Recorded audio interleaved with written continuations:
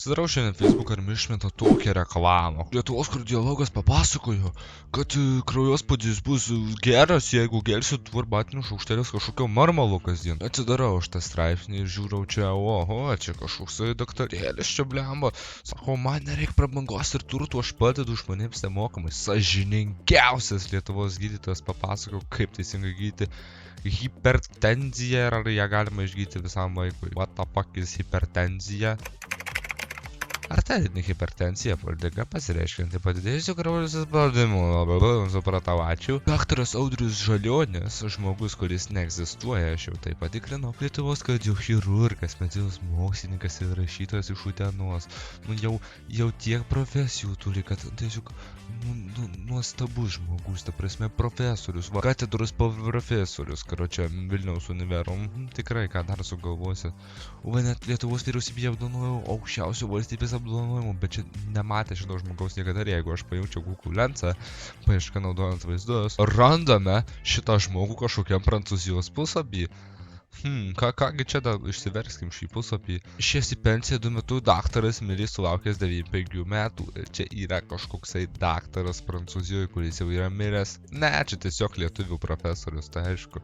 Jam 82 metai, jis jau pensijoje, bet jis čia karočią atvyksta pas ligonius, atvyksta, šitą pasigūglinam vaizduką irgi rasim, garantuoju. Čia yra tiesiog stokinė nuotrauka, kaip mato, čia šone, čia yra stokinė nuotrauka iš kažkokio puslapio, kurį man for some reason netidaro. Stokinė nuotrauka, get images, čia yra fucking stokinė nuotrauka ir jeigu mes gerai įsižiūrėtume, tai čia net ne tas pats žmogus, čia jie šiek tiek skiriasi, tik yra vizualiai panašus.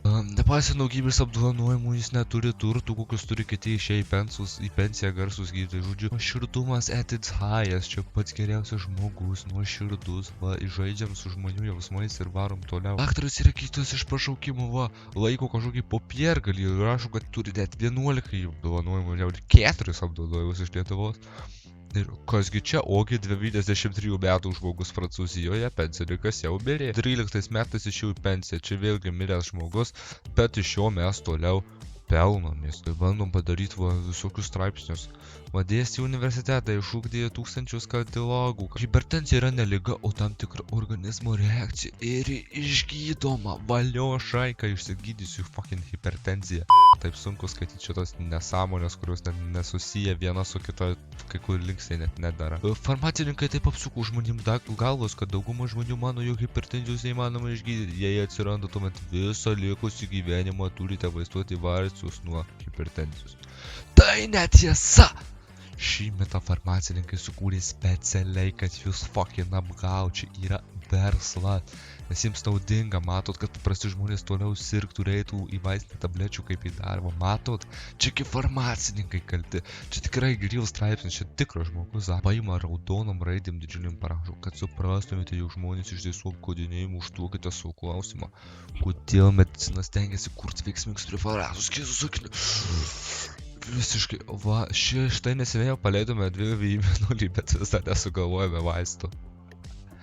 What the fuck, seniai, kas čia per palyginimas? Jo, paleidome 2 vėjiminulį, bet turim nepagydomų ligų tokių kaip vėžys, ir ką tu padarysi, seniai, čia negali tokių dalykų lyginti, what the fuck. Ir tada Nacionalinis Lietuvos kardiologijos institutas jau gamina priemonę, bet ką tik rašėm, kad nėra vaisto, bet jau gamina šitas kardiologijos kažkoks institutas. Pirmąjį šalies mokslo įstaigą, įmonės padimas yra Tonuplex kažkoks, parduodam nebrangus, atsižvelgiant į sudėtį, veiklių komponentų. Žodžiu, sakom, kad vaistai blogai, bet parduodam vaistus. Vaistinės nebeparduodam, bet galite iš valstybinio kardiologijos centro. Ten dirba mano draugai ir atsiųs bet kurią Lietuvos vietą per kurjerį.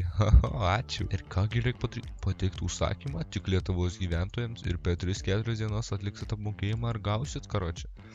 Šitas liko pakuočių, čia yra mažėjantis counteris, jis dabar yra 379, bet jis vis mažėja ir aš buvau palikęs gal 3 valandom šitas straipsnis daryti, ar jis iki 7 sumažėjo, kad liko 7 pakuotės ir tiesiog nebekrito daugiau. Bet dabar krenta, kai aš privažiavau prie to kenterio, kad sužaisti tiesiog su mano jausmais. Seni, tirpsta pakuotė, simk, davai, gydykis.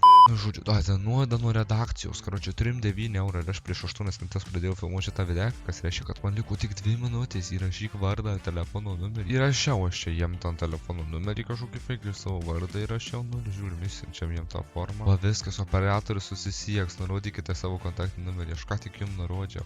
Jeigu mes paspausim ant žinios, numes mus į ratuką. Jeigu mes paspausim ant vaizdo įrašas, numes mus čia. Tiesiog suk ratuką ir užsisakyk, seniai, prekė, čekis prekė, seniai, sakykis, davai. Tada dar turim komentarų, žinoma. Parašykite, ar padeda, kaina maža, bet noriu žinoti. Tai labai gerai padeda. Kalbu, kai buvęs hipertonikas, what the fuck.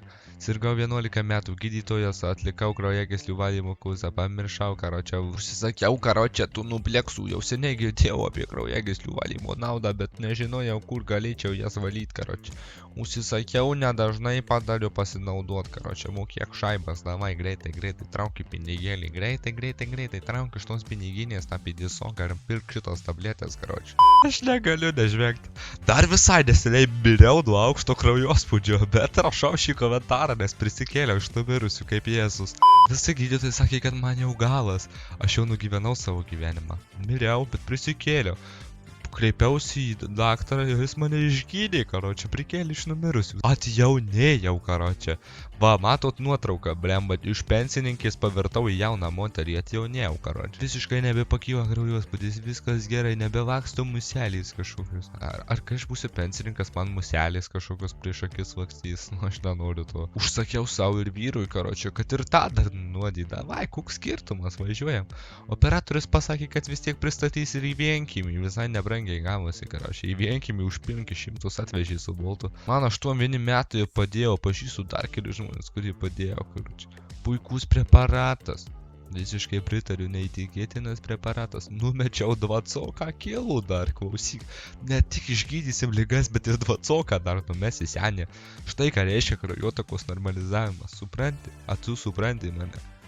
Dėkojame už jūsų gerumą. Bandžiau nusipirkti, jie pasakė 10 kartų didesnę kainą. Vaistų siūlė už 400 eurų, senė. Atsisakiau. Bet tu atsiuntei kažkokią pažįstamą nuskemintą nuorodą į šitą straipsnį. Užsisakiau, karočią, greit atvežė, jau gydausi ir tuoj mirsiu nuo šito vaistų. Aš irgi prisikentėjau, užsvėriau 102 kilų, bet dabar, karočią, jau mažiau sveriu. Karočią, ačiū, laimėjau nuorodas ir palikau parašką. Užsisakiau, karočią, nu žodžiu, supratote esmę. Užsisakyk ir tave vėl numeta į viršų, tu suki ratelį.